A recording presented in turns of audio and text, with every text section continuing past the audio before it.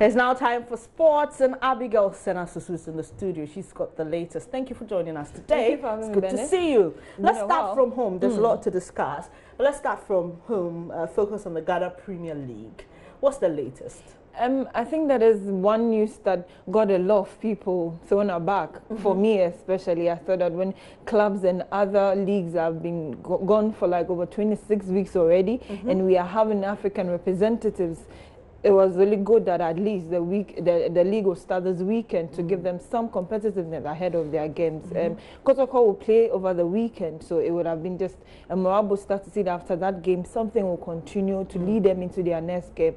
But it is unfortunate, you hear the FA, who was supposed to have the annual congress starting from today, it has just been postponed yesterday, telling us that okay, it looks like they don't have anything to do as of now than to go by that injunction and wait for Great Olympics to go to the court and then respond to them. Let's not forget that Great Olympics risk being booted out of Ghana football because ideally you are not supposed to take the FA to court, and they have taken that bold step because they believe they have a case. And this morning we spoke to Fred Papo, who is a very hard person with Great Olympics, and all he tells us that they don't want to come back to the league at all costs.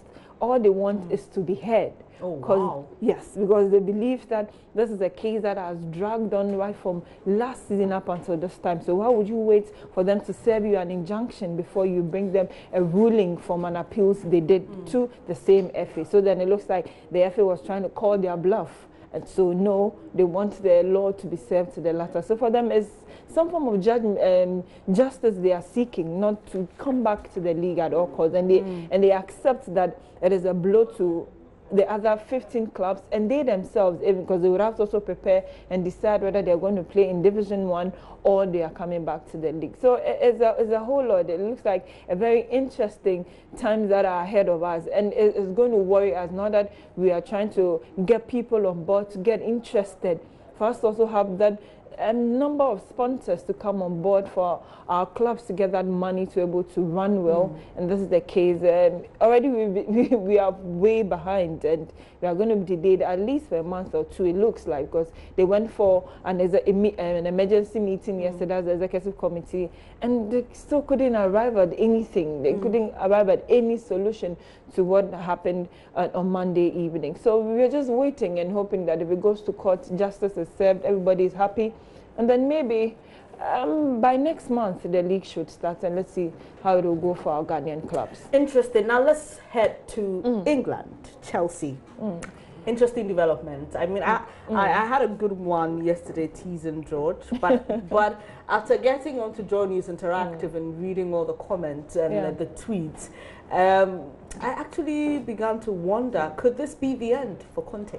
There's an interesting twist to that. There's been some Italian polls that fans are crazily saying that they want Conte to stay no matter what is happening. Wow, why are they getting those polls from? That's interesting because they think that their boss Abramovich is becoming just too much, that after every bump you sack the manager, you bring another manager, and they think that that high and fire should stop, else the problem is still there. It looks like it gets to a point when Chelsea players don't feel comfortable with their manager's style of play. They want to sabotage you. I watched that Watford game and I thought that no, Conte cannot do anything at this point in time. If you're a defender and you're just guarding the ball to be scored, what else would you expect Conte to do?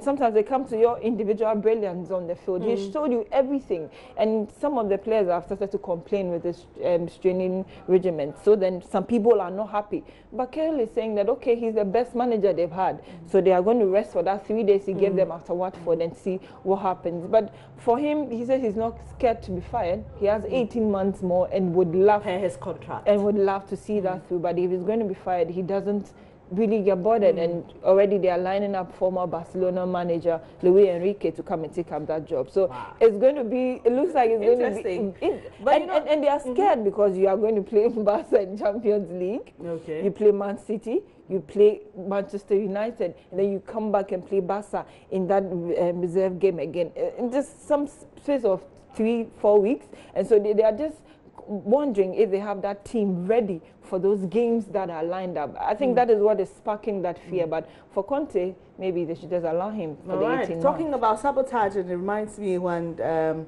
Jose Mourinho had to leave, and how his darling Chelsea all turned around under Andres Villas-Boas in just a spark of time. Everything came back again. Then I told myself, no, yes, there is a problem Chelsea is not fixing, and it doesn't have to do with managers, clearly. Well, let's see how it pans out. Thank you so much for coming, Abigail Senasusu, there with sports updates. That'll be all for this edition of JoyNews.